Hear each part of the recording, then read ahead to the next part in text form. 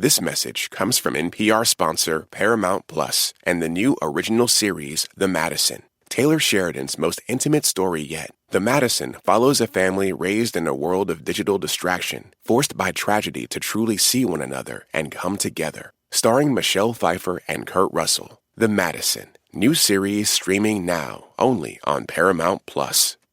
Sunday morning. With us today is former acting U.S. Secretary of Homeland Security from 2019 to 2021, Chad Wolf. And, Mr. Secretary, tell us what the heck is going on. I understand you're still in the loop of a lot of things going on, and you have the pulse of the situation. Are we winning or losing? Well, it's a great question. Well, thanks again for having me on. We're going into a fifth week of a DHS shutdown of the Department of Homeland Security not being funded by the Congress. And I think that's exactly the wrong time when we have threats not only overseas but at home and long airport wait times. We have a lot of passengers that are frustrated because it appears as though the Democrats want to make a point and not actually offer up solutions. And so time and time again, they vote against funding DHS because they're upset with ICE.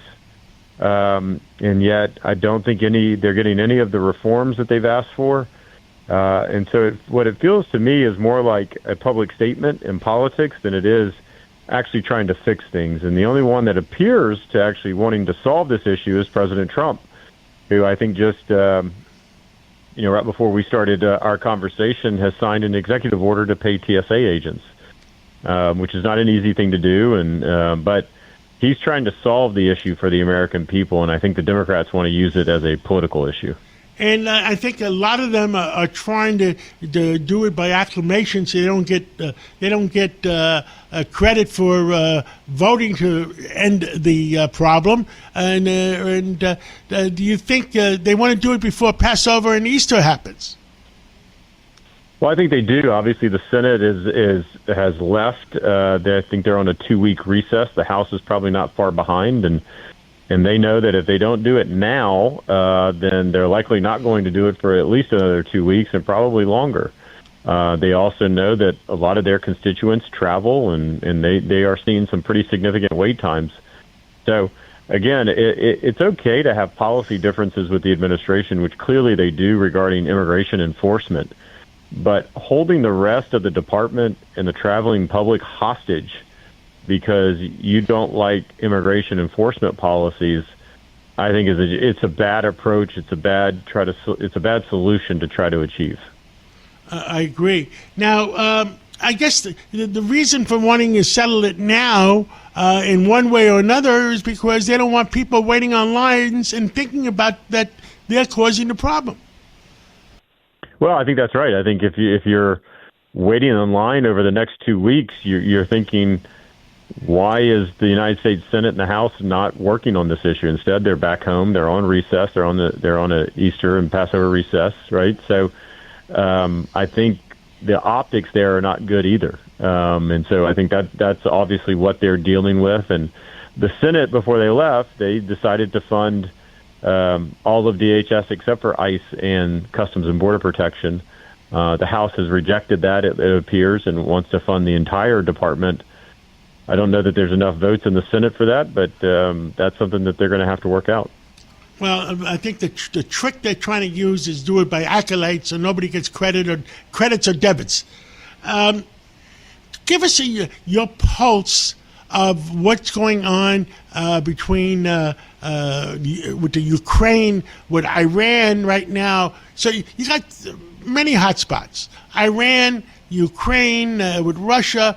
I guess China is getting enough oil because President Trump was smart enough to make sure they have enough oil so that doesn't become a problem.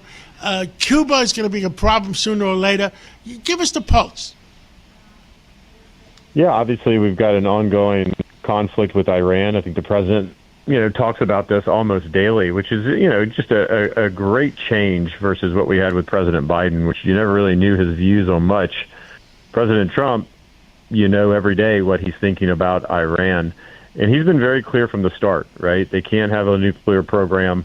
And he's been very, very clear about that. Even in the first term, and even before he held public office, he would talk about this. And so that's where we're at. I think we are 26 days into the conflict. I think at the beginning he said 4 to 6 weeks, and as far all as I know, that we're on target for that. And so this is an effort that I think, while a lot of people may have questions about it, and they may say, hey, we don't want our troops in harm's way, I think the overall goal here is to make sure that we take an adversary who is a state sponsor, the leading state sponsor of terrorism, who wants to kill Americans almost on a daily basis, that we take their capability off the map and we give the people of Iran the ability to choose their own leaders and not a corrupt regime. So I think it's not done yet, but I think the president's made some great progress with Iran, and of course, he talks about them wanting to negotiate. So I'm sure that's in the background happening as well. Understood. Anything else you want to communicate to our people? I mean, everybody's scratching their heads. The stock market is all over the place because there's insecurity. I mean, I know President Trump, I was with him the other day.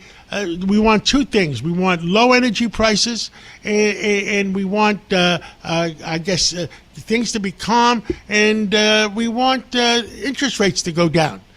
You have anything else to say on that? Yeah, I mean, there's a couple of things going on. Obviously, there's the events overseas that are happening, but as you indicated, I think most Americans, if you look at a lot of the polling, care about things that affect them in their pocketbook, and that's always been the case. And I think that continues to be the case today. And the president can walk and chew gum at the same time. I don't give in to the criticism that he's lost his focus by doing these events in Iran. I think you can do both. You can make sure that our interest overseas, as well as our folks here in the U.S., are protected by actions overseas, while at the same time working on a number of domestic issues which the cabinet is focused on. And so, the world is unstable, right? I mean, it's a difficult place, but I feel better with President Trump at the helm of that, making deals on behalf of the American people, than I do basically any other leader, and certainly President Biden. Well, Mr. Secretary, thank you so much for coming on this Sunday morning and filling in the American people. And it's our duty to tell them the truth and let them know what the heck is going on. And let's pray for America. Let's pray for the world. And I think President Trump is going to make the world a safer place to be in, and get rid of the terrorists and get rid of the drug dealers. Thank you so much. Absolutely.